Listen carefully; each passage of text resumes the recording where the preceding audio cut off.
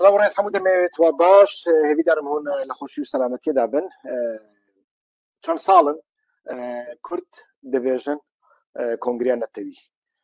چەند ساڵن دەبێژن کورد چما نابن یەک و چما اتفاق ناکەن و چما لە هەفتوو ناجەفن دو ما ئەو یەک دیت یعنی دو سێزدەیە ژانڤیە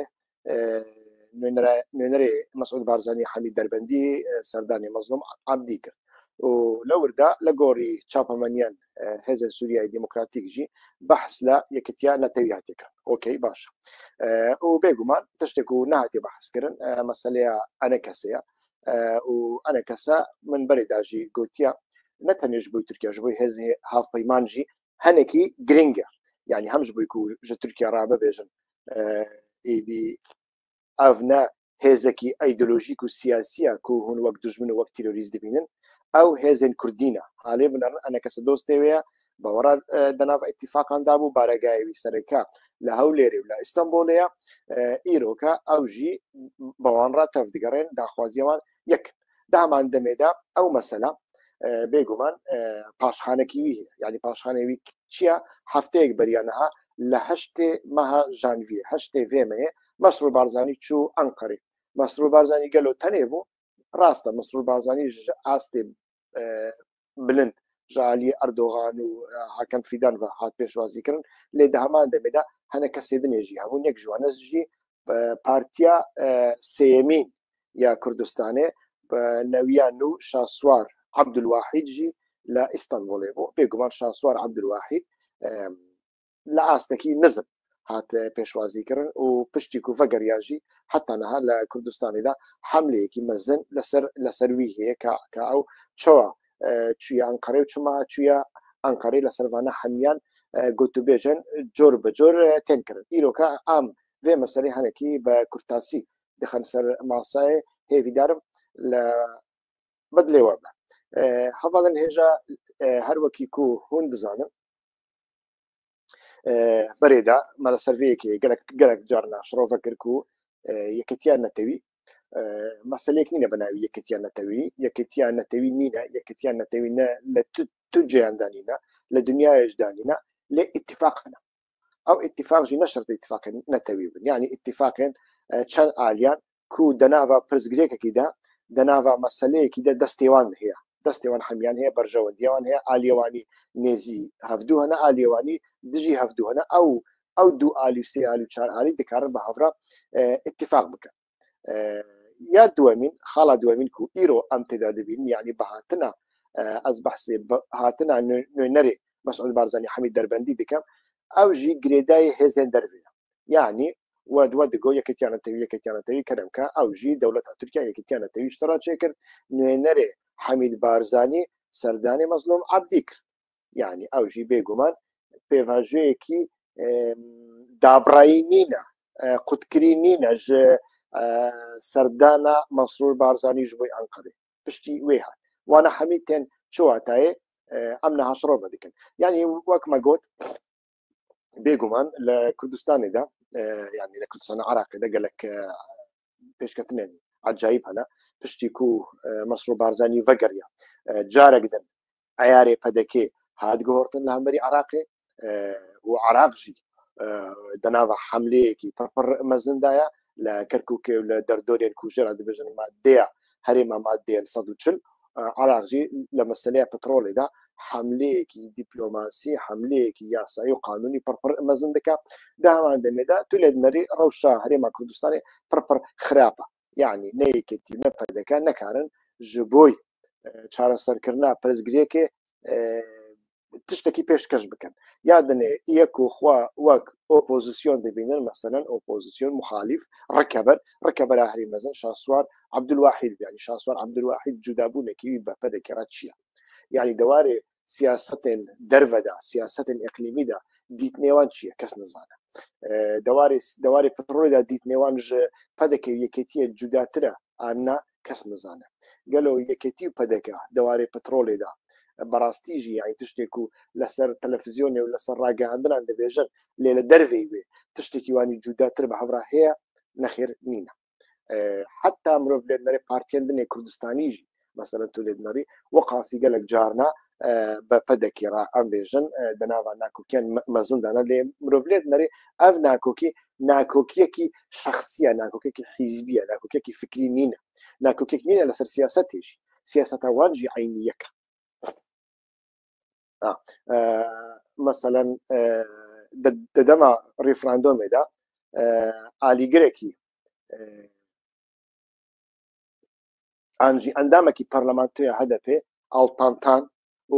آلی گرکی پکه مینا محمد امین پنجونی هر دو آلیان جی ريفراندوم دخواست و هر دو آلی جی دبیجن ترکیا جمرا دگوت بلا اردوغان لسر راگا عندنا گوتنين توش بكا ليهون بردوام بكا بتايبتيجي محمد امين بنجوني فيكي دبيجا التانتان جيبا اشكرا دبيجا ريفراندوم تشتكي باجبو لانجام الريفراندوم دا هاجركو ريفراندوم سر كتبا قزي عراق دكتا سر تركيا انجي نزيك تركيا دبو انجي دبو هەرێمەکی سەر بە تورکیای و نزیکی تورکیای تولید دەورداژی جودا بوو لەبینە تو دیکاری بێژی ئاڵتانتان تەمسیلێمە ناکە تو دیکاری بێژی پێنجوینیژی تەمسیلێمە ناکە لێ دەردۆرێەوە ئەون لۆماژی مرۆڤ لێت نەڕێ دەورداژی هەنێکی پرزیەکەنە کام وەرە سەر مژاری نەها هەروەکی من گوت مەسەلەیە ئەنە کەسێ لە وردا سەدی سەد هاتیە گوت و بێشکردن بە مەزلوم عەبدیڕا ئەنە کەسە ji بۆی تورکیا تەزمیناتەکە يعني تركيا هاجر بلاناوي يعني جهولي راكرنا خو سوريا ديمقراطيك انجي تصفيه كرنا هذه سوريا ديمقراطيك سرنا كذا ومجبور ببا اداريه كتشبه او اداره نافيجي يعني نافيجي نافك عجايب دبكو نافي اوتونوميا كردان نبا فدراسيون كردان نبا جبويكو هم دمشق نزيفي نابه هم جي تركيا نزيفي نابه قالوا لدربه اراديه دمشق لدربه إرادة تركيا أي يكتشف بتشنابه بروف هيجي نزانه يعني تبيجي أمريكا وفرنسا وبريطانيا حتى داوية حملة بكن لسر تركيا وخوا بتركيا يرى تكليا خوا بجين أستكي صفري سباوي كو ما في كردان لسوريا أوتونومي دبا أنجي فدرالي دبا احتمال تشتك جوانا نبن إداريكي مسأليكي إداريش بجي او مسألة إداريش خو بري أسد جي قبول كربو يعني نتن ال 2011 قافكو بهاري عربيات قافكو بهاري عربيات أسد باشكرا بالي كردان كر ورن عمل سيرفيكي باخذ لبرياويجي يعني لصالين هزارو نصدو نودو حفتو نودو هشتي بتايبتي كو أزل دمشق بو بروجيكي وصا يا بارتيا بعث هبو كو لهريمين هنك ما فين إداري بدن كردان بلدية بتشارشوية بلديانا البروجيكي وسع حتى بعبد الله أوجلان وبارتيان دني ين لقالجي أنجي ين نيف لقالجي بكسايت ين كرد راجي هناكي بارفا كرب احتمال أن هاجي تشتكي وسع ببا عن نبا عن زيادة الربا عن نظام ليه هاجركو تشتكي وسع ببا فدراسيون دبي كونفدراسيون دبي أوتونومي دبي جبوي تركيا دبي واردة يك تنظيماتها أوجي أنا كسا بكوا ناوي بروجي شو على كردستان العراق ده بدك تضميناتي بروجي تركيا ديكا لا هم عراق ده ما كردستان ده لا مو عراق ده أنا بدك درجة برجوانديا تركيا ده باريس ده بيفاجيا كو جرا ده بيجن ديالوكا باخشلي أو جلان بدك على غريكي تركيا يعني على يكنينا كو ناف بجوانية بكا نا على يكي تركيا برجوانديا تركيا الهرم ده باريس العراق ده باريس ليبنر مسرور بارزاني قافكو فقريا نها لشابمانياك نيزي بدك بتايبتيجي شهية انجي شابمانياك آليين كو نيزي بدكنا لو ورده بحث شد كان ازيوانا حميان نها بحث بك ليه كامور سر مسألة بدكوا انا كسا تضمينات تركيا ديك لو ماجي احتمالك مثلا هي لسلبيكي مساجي مسعود بارزاني شاندبه أنا كسده همان دميدا أنجي هر آليكي دني كو مخالف أوبوزيسيون أم بيجن خسرية ديمقراطيك أنجي إدارية كونها هاي دستي دردوري بيدي دا هر آليكو بكارب مخالفته وان بكا نەتەنێ ji بۆی تورکیا بێجارێ ji بۆی فەڕەنسا و بەریتانیا و ئەمریکایژی گرنگە کو هاوپەیمانێ هێزن سووریایی دیموکراتیکە یعنی لێ بنان لە ساڵێن 1960دا گاڤک و شەڕی ئیسرائیل و مصر هەبوو ئیدی ئەمریکا دەناوبەرە ئیسرائیل و مصر ڕ اتفاق چێ کرد ئیدی مصر تهدیدێک نینە لەسەر ئاسایشە ئیسرائیل لێ دەوێت دەمێ و شوونغە ئەمریکا بەردەوام پشگیریە عسکەریە مصرێ دکە ji bo ku naxwaze متفقێوی ئیسرائیل لە هەرێمێدا هێزێکی تەنێ بە دەخوازە هێزێک لە هەمبەری وێ ڕقیبێوی ئەو هەم دەواری لیبرالیزم هەم دەواری سەرمایەداری هەم دەواری هاوسەنگین سیاسیداژی ڕاستە لۆماژی ئیرۆ ناسبێ لە هەمبەری متفقی خۆ لە ڕۆژ ئاوا ئەمریکا دیسان وێ پشگیریە ئالیەکی دنێ بکە و ناو لێ بکە دیموکراسی ناو لێ بکە هەڵبژارتن چما ji bo ku her du aliyan mecburî xwe bike ev yek pir giring e ya dinê ka em werin ser meseleya Iraqê li Iraqê de çi dibe yanî Mesrûr Barzanî çima çû Enqerê û çima nûnerê xwe şand Cem Mezlûm Ebdî û nûnerek ku bi temametî dijî xweseriya dîmokratîk bû însanekî pir hişke li hemberî xweseriya dîmokratîk û Hêzên Sûriyayê Dîmokratîk îro şandiya Hesekê di heman demê de mirov lê dinêre wek min got li Iraqê de tiştên cuda çêdibin piştî wê gava ku vedigerên vêcarê eyarê xwe temamen vedikin mîna serdemê referandumê êdî hema kê maye nav lê bikin bêjin em referandumekî dinê dixwazin ji bo çi ji bo ku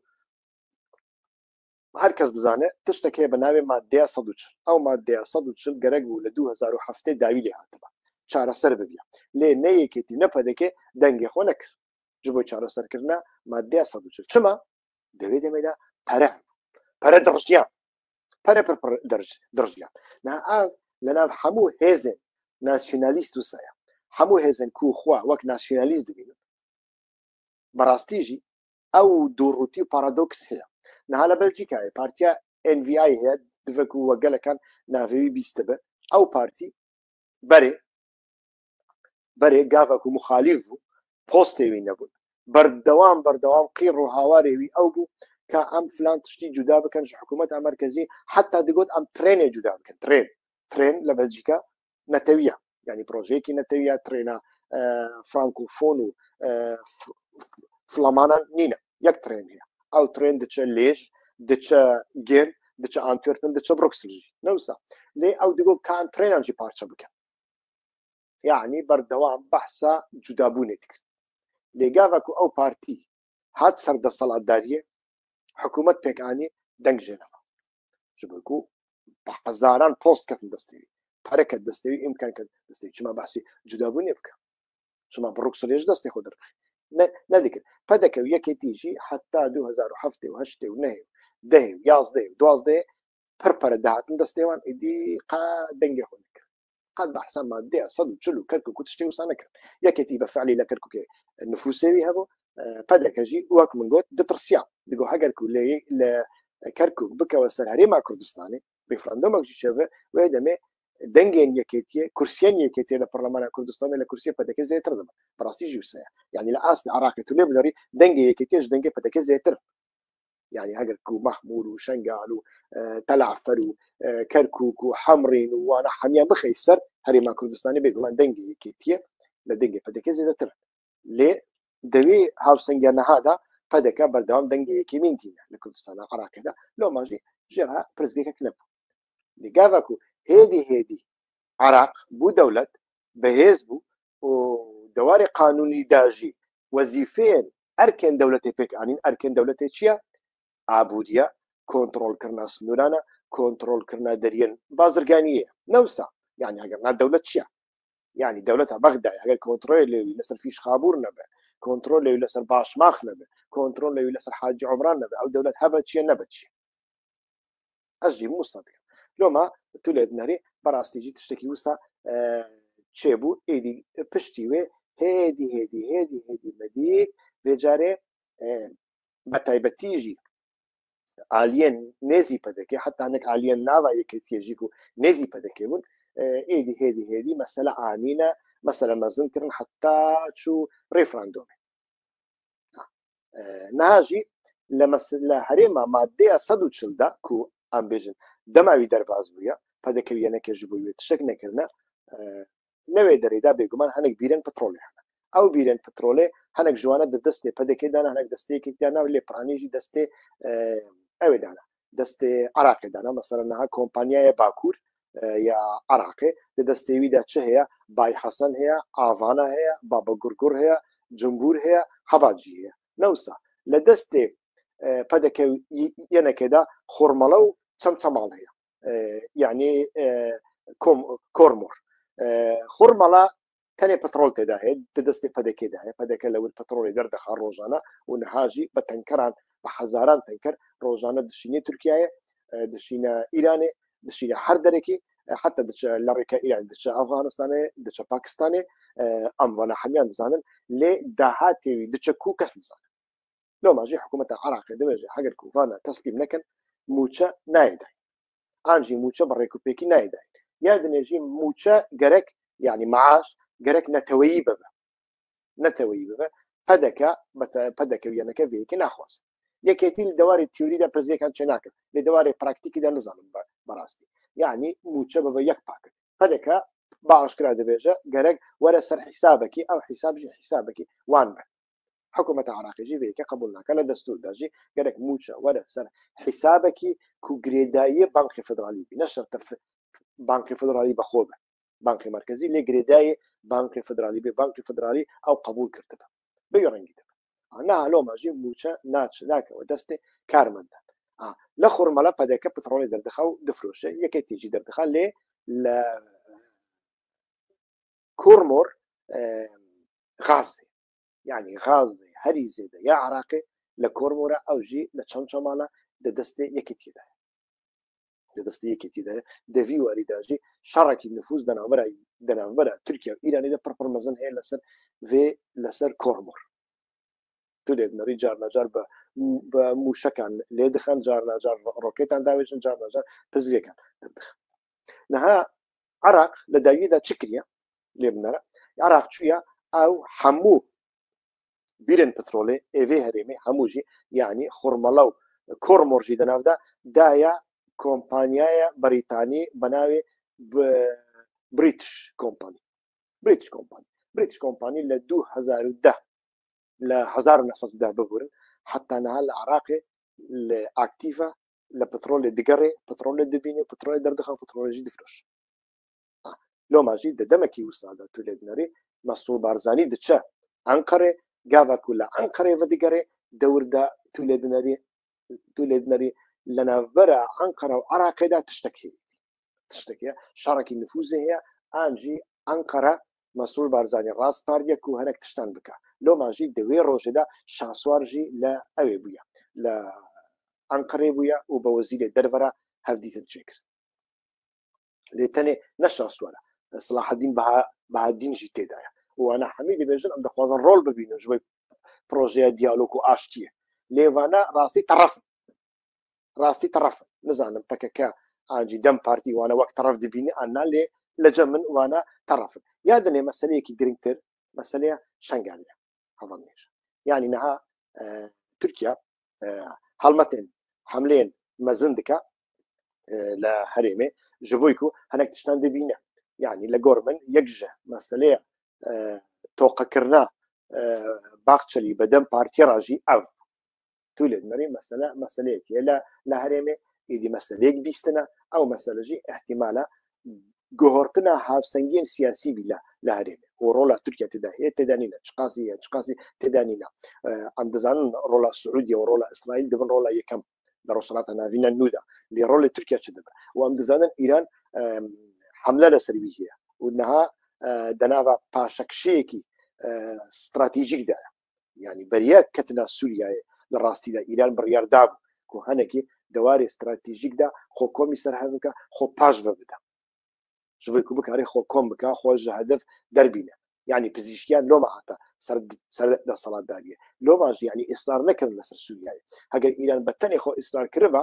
دەکارێ یعنی دەکاری بۆ تشتێکی بکە لێ پڕژی ئێسرار نەکە ژبووی پڕ ئێسرار کرد بە احتیمالان بێجارێک تەحران بڵا هەدەف ئەو نەخواستن پاشەکشەکردن لێ لە عراقیدا پاشەکشە دیکەن ناکەن لە کو پاشەکشە دەکەن لە کو پاشەکشە ناکەن ئەو پڕ گرنگە ناو ژبووی هێزن سووریای دیموکراتیک استراتیژیا هێزن سووریای دیموکراتیک استراتیژیا ڕۆژئاوا ji بۆی وڵاتێن ڕۆژئاوایی ji بۆی وڵاتێن هاوپەیمانی دژی داعشی چییە ئەف خویا دەبە وەک یعنی وەک ئەم تەخمین دەکەن دەبینن یەک ئەوانە ئەوەکو ڕەوشە حکوومەتە شامی نەخویایە یعنی ئیسرائیل دەبێژە ئەو چەتەنە ئەڵمانیا و فەڕەنساژی بەوی ڕەنگی یعنی هون چەتەنە لێیان دەکارن بۆرە هەنێکی بازار بکەن کە ئەو دەچەکو لۆماژی ئەف هێز ئەف ئیدارە گرنگێکی خۆ هەیە دەوێدا یعنی تولێت نەڕی ئەنجومەنێک چێکردنە 24 کورسینە 24 کەسێ بەڕوو لەسەر ڕۆیشتە هەر کەسێک ڕێیەکی وسایە ژنێک دەناودانینە سوریان یەک دەناودانینە ئێزی یەک دەناودانینە حتا تورکمەنێژی تێدانینە یعنی ئەو تابلۆیەک نینە و تورکیاژی ژێ حەز بکە تورکیاژ بۆی ڕای ناوخۆیی دیدی ئەوێ خۆ دەردەخەڵ مینە هاکەن فیدانە ئاژی فەڕەنسا بچوک دیکە ئەو هێزن خۆ لە پشت هێزن ئەمریکا ڤەشارتنە ئەموانە خیتاب ناگرن نزانم چ یا قەشمە درۆنێن فەڕەنسی لە دەستێن هێزن سووریای دیموکراتیک دانا لە سەد لە تشرین و لە قەرە کۆزاخێ ماڵاوە خراکرد ئەو درۆنکی دانا هێزن سووریای دیموکراتی خەبەری وەژێ چیە فەڕەنسا بچوک دیبینە فەڕەنسا چا بچووکە فەڕەنسا نەبچووکە لێ فەڕەنسا تجارە نەگوتیە ئەس لە سووریای تەنێ تەف دەگەڕێ بە هاوپەیمانی خۆرا تەف دەگەڕێ بە بریتانیا و بە ئەمریکا را لە هەف دەگەڕێ بە ئەڵمانیا را لە هەف دەگەڕێ پشترا فەڕەنسا و ئەڵمانیا بە هەورە حرەکەت دەکەن وەک ئەوروپی حرەکەت دەکەن تو فەڕەنسا بچوک دەبینی چما دەچی بە ئەڵمانیا را پرۆتۆکۆلێ نوێ یە بازرگانی ئاوا دەکەی یعنی مرۆڤ لێ بنەڕێ بەڕاستی تشتێک و ئەو دەبێژن تەنێژ بۆی ڕای گشتیە لێ دەناوە سووریایدا ڕەوشە تورکیاژی پڕ زەلال نینە حکوومەتە دیمەشق بەرێ تەنێ دەریەکیوی هەو بابل حەوا بوو شەکل و چاوی توتنێوی و فیشەکێوی لەوەردا هاتن ئێنەها هەزار دەری لە پیشەوی سنووری عراقی دەستێویدایە سنووری ئۆردون دەستێویدایە سنووری ئیسرائیل دەستێویدایە سنووری لوبنان دەستێویدایە بەحر دەستێویدایە یادنی ئاسمان هەیە یانی باڵەفڕخانەیان ناودەوڵەتی یا حەلب بوو یا دەماسکوس دەستێویدانە هاتو چوونێ بالەفرانسی دەست پێکردە تەنێ سعودیا 5-6 بالەفڕێن بار هەڵگر کارگۆ شاندن ئەوێ شاندن دەماسکوسیان لۆماژی احتیمال نینە یانی تشتێک و تورکیا دەخوازن بەوی ڕەنگەوە لە تورکیا دیساژی بە تایبەتیژی لە باکووری سووریای لە ڕۆژاوا گرانیا خۆ دمینێ گرانیا خۆ ئەسکری دمینێ یعنی هێزەکە دکاری وێ لیستۆکێ خراپ بکەم نەها تشتێک و ئەس دەخوازم دەداگێدا ببێژم مەسەلەیە شەنگالێ بێگومان ji بۆی تورکیا فرسەتەکە و ji بۆی پەدەکێژی فرسەتەکە پەدەکە یعنی شاندنە دەربەندی و جویناوی بە مەزلوم عەبدیڕا و چەند ڕۆژن پێشدا احتیمالە سەردانە نێچیروان بارزانانی ji بۆی ئەوێ شامێ دیمەشقێ عینی مەسەلەیە شەنگالەیە و دەمەکی درێژە پەدەکە چاوێوی لەیە لە شەنگالێدا جێخوا ڤەکە پەدەکە پشتی ڕیفراندۆمێ لە شەنگالێ هات دەرخستن هێزن یەپەژێ و نێزی پەکەکەی لەورن و هێزن حەشدی شعبی لەورن نها لەوردا هەنێکی مەسەلەیە ئیسرائیلێ هەیە و تورکیاژی دەخوازە vê مەسەلێ فایدە جێ ببینە یعنی ئیسرائیل ئەمریکا بە عاشکرا دەبێژن گەرەک حەشدی شعبی نەمینێ تەسفیە ببە بچە ناو ئارتێشە عراق لێ حتا کو مەترسیە هەبوونە داعش هەبێ عراقیژی ناخوازن شەویسە ڕاستە عراقی دەخوازن مەسافەتێکی خوا مەسافەتێک دەناوبەرە بەغداد و تەهرانی هەبێ شیعیژی دەخوازن سونیژی دەخوازن سودانیژی دەخوازن هەر کەس دەخوازن نەجەفژی دەخوازن کەس ناخوازە حتا داویە لە حەمێزە ئیرانی دانا حیزب اللهی لوبنانیژی و بەشەکە لە ویلایەتە فەقێ دەمێ پێش دێتەنێ ببە حیزب اللهی لوبنانی کارێوی بە سووریا و فەڵەستین ڕەنینە دێ پەدەکەژی وسا ببە هێزن سووریای دیموکراتیکژی وسا ببن پەکەکەژی وسا ببە نها ئەو پێویستن ji بۆی هەرێک هاوسەنگیان لێگاوەکو ئەو هاوسەنگی نەما شەڕ نەما پێویستیاوان نەما بێگومان وانا لجيكي ددن رونيشتان لي نها بدكت دخوازه دوي يعني لبنجريا هم لبنجريا اسرائيلي فايده بيني هم لبنجريا تركيا فايده بيني جبوي برجوان دي اخو او جيتشيا خطي عراق سوريا جبوي هزن ناف دولتي بربلينك او خد دستي كتابه دمي بيشتا يعني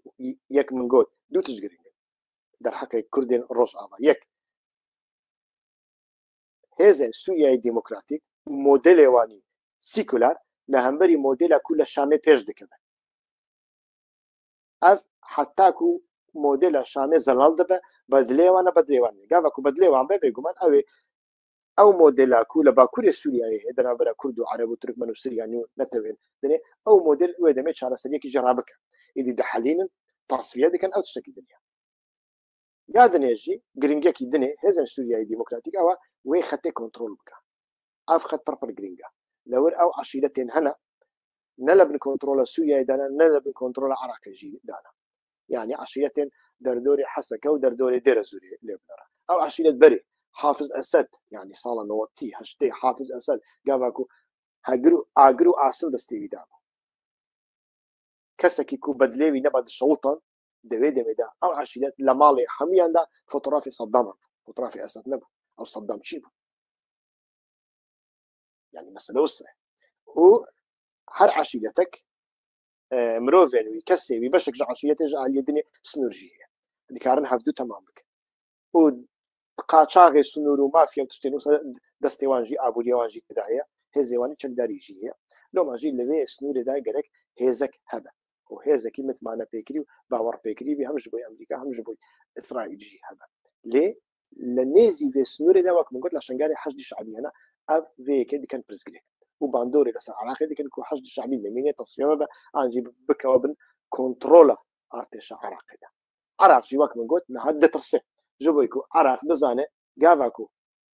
داعش دركة ميداني هاجركو حشد شعبي نبيا داعش حتى بغداد واحتمال حتى بصره يجي شوفها حشد شعبي عراق رزقك حشد شعبي جهازن يعني بشتي بككي جهازن بشمرجان زينتر شنقا رزقك ام خونا خابي كالي بنار شهيد حشد شعبي بنرا وشهيد بشمرجان بنرا كي جان زيتر عراقي في كده بينا راسنا حشد الشعبي هيزكي ميليسا هيزك دنافون دا فراكسيون جداهنا وهيزكي تندو تيجن هيزك احتمالي واني تفلي هذه بربرزادية وهيزكي مذهبية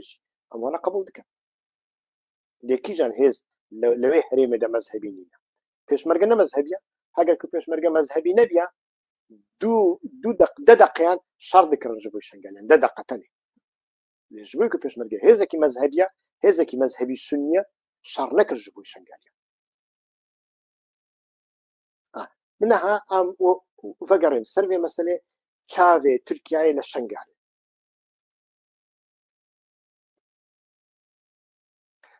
قال لك لوبيان اسرائيلي سازيان اكاديميك يرجع ضايج انها لسر شنقالي اتوديه دكن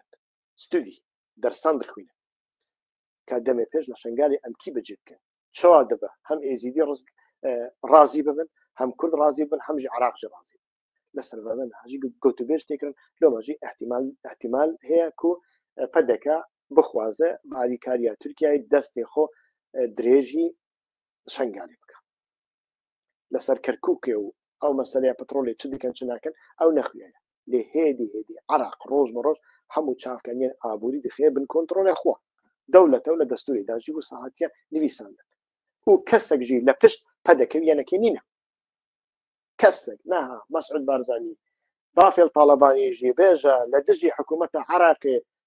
كود خوازه لما ديا صدو تشل بترولي درخا كامور نخوني شانداني بك يك انساني بي علي ناتش سرجاتي تو مجبوري دولار عم بديوان انجي او خروجي ومروجيان بارتيان كوم بكي بيجي كاورا سرجادي هاجرنا معاش تقدك كاورا سرجادي هاجرنا وظيفه تشتستك دردخ هاجرنا يكسي بي علي ناتش سرجاتي روش وسع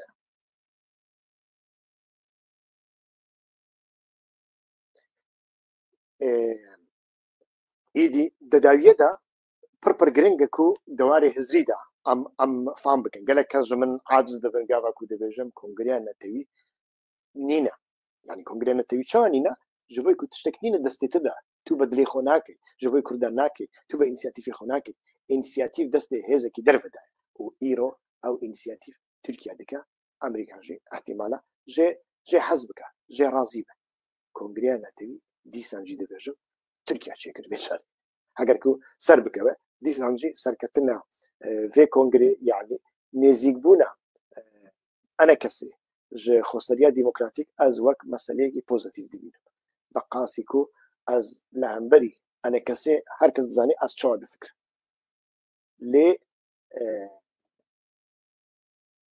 هزن سوريا ديمقراطيك خسريا ديمقراطيك بيدا بككا جرك بآوائيكي دني لمسألة بنارن بلاورن هندر بلاورن تبلي سيستم من بلاعنك بوستي وانجي هذا سبه گاواکو هەڵبژاردن چێ بوو هون تەنێک گۆت نێوانی بەرێ یەکو لەسەر تەلەڤیزیۆنێ یەکو پشتگیریە تورکیایی کردە تەنێ وانە لە هەڵبژاردنێدا لە خەڵکی را لێ بخەن هونێ لە هەڵبژاردنێدا سەر بکەون هەگەر کو سیستەمێکی دیموکراتیک بێ گەرەک ژە ئەنە کەسێ نەترسێ لێ هەگەر سیستەمێکی غێری دیموکراتیک بێ بەڵێ دەبێ ژە هەر کەسی بترسێ دەبێ ژە هەر کەسی بترسێ نالێ بنەڕە ئەردۆغان چ قاسی ترسنۆکە ئەکادیمیسیەنێکی دیگرێ کوژغینی قەڵەمەک تشتێکی وینیدا ڕۆژنامەنویسێکی دکوژە کوژغینی کامێرایان تشتێک دەستێویدانینە چما وەسا دکە ژوێک و ترسنەوەکە دیموکرات نینە دەوارێ دیموکراتیکدا باوەڕێی بەخۆ نینە کو هەڵبژاردنێکی لە هەڵبژاردنێکی شەفافدا دەنگ بینە هەگەر کو ئالیە دنێژی دەبێ باوەڕێدانە کو ئەو ڕاستن کو ئەو دکارن پرۆژەیان پێشکەش بکەن کو ئەو دکارن ئەنتیگراسیۆنا جڤاکی پێش بخەن انتگراسیون دیموکراتیک پیش بخن سیاست کی مدرن آوا بکن گرگ جانا کسی نترسن سیاست با رشو سپی چنابه سیاست با ایدیالان چنابه سیاست با هافسنگیو با گریان لپشتی فرمیل جداتر فرمیل نافبر نه فرمیل آ و نه فرمیل زد لدن نافبری دا وک اف جی دور دا ایدی سیاست پیش دکویو قالب خو دقري لكن ما خو هول بدن او برنامج وحمي برنامج ما لا يبكن كومنتان بنبيسن بدوستو هفالي خورا باربا بكن كسين كنا بنا ابو نجي ابو نبكن سلام عليكم باش